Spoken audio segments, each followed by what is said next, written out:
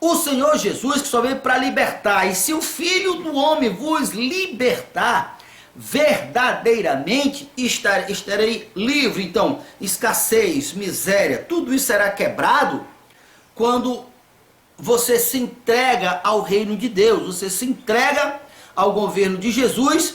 Mesmo antes do governo milenar, o Espírito Santo vem e te sela, como em Efésios 1:13 diz: em quem vós também estáis, depois que ouviste o evangelho da vossa salvação, tendo o evangelho crido, foste selado como Espírito da promessa. Olha aqui o verso 13, ó. Em quem também vós estáis, depois que ouviste o evangelho da vossa salvação, depois que ouviste a palavra da verdade, o evangelho da vossa salvação, e tendo no evangelho crido, foste selado como Espírito da promessa. Que promessa? De pertencer ao reino de Deus, de fazer parte do reino de Deus.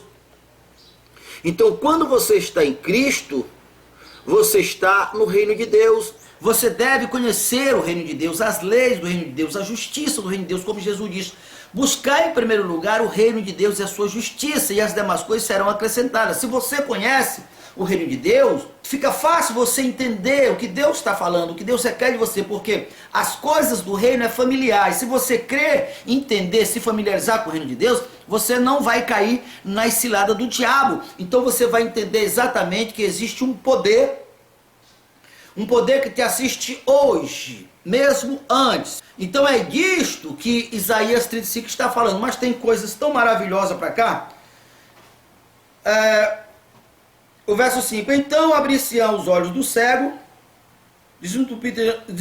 desentupirão os ouvidos dos surdos, os coxos saltarão como o cervo, a língua do mudo cantará, pois a água arrebentará no deserto e no ribeiro de um ermo. Aqui tem revelação demais.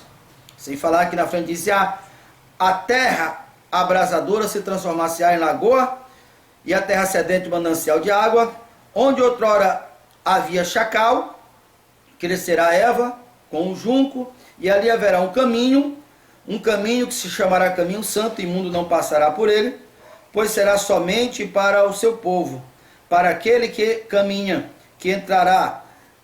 Ali não haverá leão, presta atenção, nem animais ferozes, nem se chegará nele, mas os remidos do Senhor andarão por esse caminho. Os resgatados do Senhor voltarão e virão a Sião com cântico e alegria eterna, e coroará sua cabeça o gozo e alegria eterna, e fugirá do gemido para sempre. Então é disso que Paulo disse em Romanos, que é o reino de Deus, que não é comida nem bebida, mas alegria, gozo e poder no Espírito. Mas vamos para cá, olha quantas revelações tem aqui. Então se abrirá os olhos do cego. E em seguida diz que aonde outrora havia chacal ou ladrão, não haverá mais. Então você poderia entender o seguinte: o surdo voltará a ouvir. Então aonde outrora ouvia surdez, haverá audição. Aonde outrora havia cegueira, haverá visão. Aonde outrora havia paralisia, haverá vigor.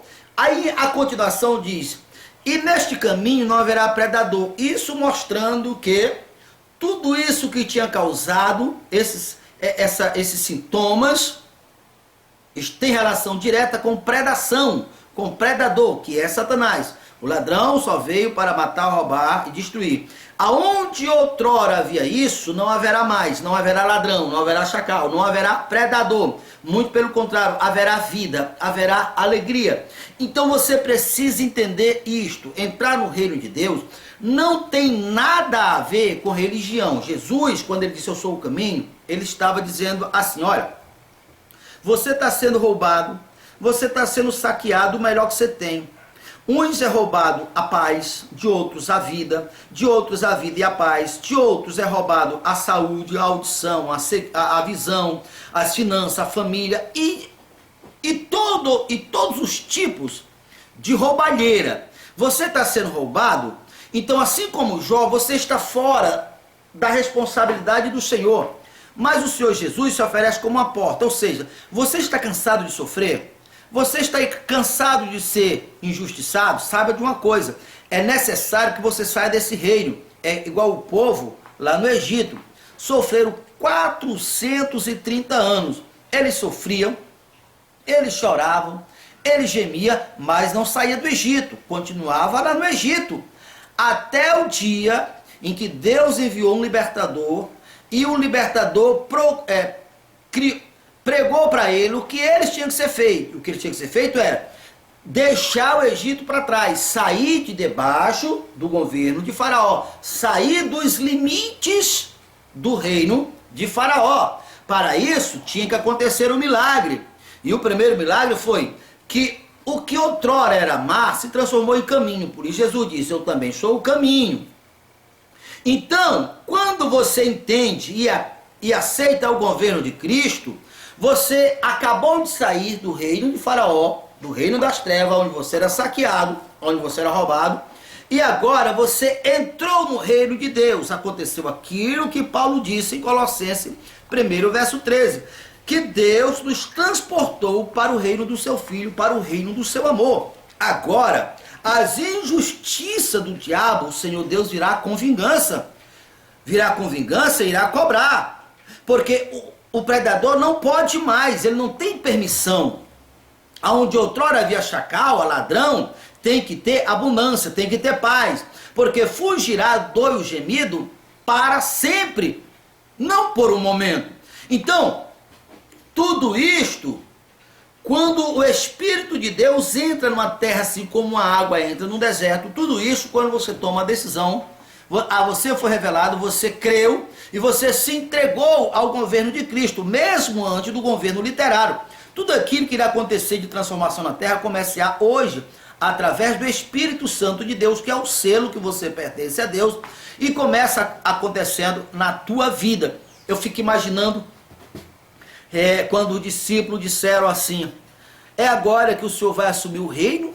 Porque isso já tinha acontecido, por exemplo, quando Jesus contou a parábola dos talentos, ele ia marchando para Jerusalém, e os discípulos ali perguntaram para ele, e ali está escrito que os discípulos imaginavam: é agora que ele vai para Jerusalém, e quando ele chegar lá, ele vai expulsar Pôncio Pilato da cadeira de governador e vai assumir, porque eles, obviamente, sabiam e criam todas as profecias que Daniel tinha falado, que o reino de Jesus viria e destruía todo o reino inimigo, simbolizado ali naquela estátua do rei Nabucodonosor, que a pedra cortada-se ao auxílio de mão, de um alto monte, quebrou aquela estátua que representava os poderes, incluído estava o poder de Roma, e o Senhor Jesus, ele é aquela pedra que veio quebrada. Então o discípulo sabia disso, por isso eles imaginavam: é agora que quando ele chega lá, ele vai cumprir essa profecia, vai assumir.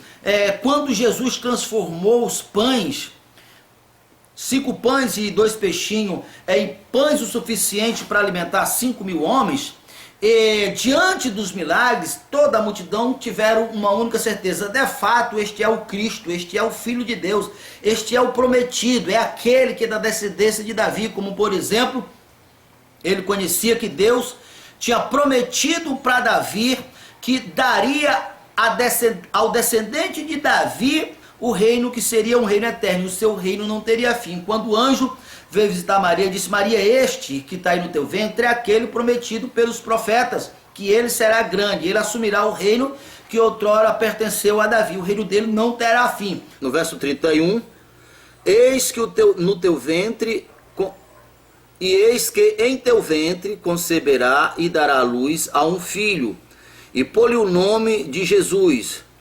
E este será grande, será chamado Filho do Altíssimo.